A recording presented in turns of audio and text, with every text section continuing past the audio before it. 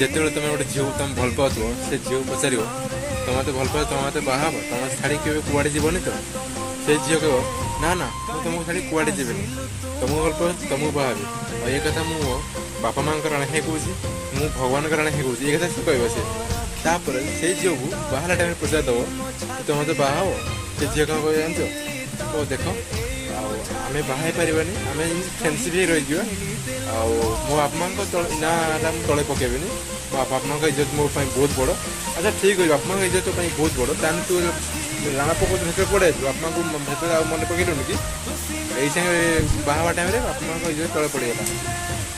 ସେତେବେଳେ ବାପା ମାଆଙ୍କ ରାଣା ପକେଇଥିଲ ବାପା ମାଆଙ୍କ ରାଣାଟା ଏଇ ସାଙ୍ଗେ ଯେଉଁ ବାପା ମାଆ ଯେଉଁ ମରିଯିବେ ଏବେ ବାପା ମାଆ ଯେଉଁ ରାଣା ପାଖରେ କେତେ ବଡ଼ ପାପ ଜାଣିଛୁ ତ ସେଟା ତ ମଣ୍ଡିରେ କ'ଣ ପଶୁନି ସେଇଟା ତ ମୁଣ୍ଡ ଜମା ପସନ୍ଦ କରିଦେଲା ଏ କଥା ମୋତେ କହିଛୁ ନା ଆଉ କେତେଟା ଟଙ୍କା କହିଛୁ।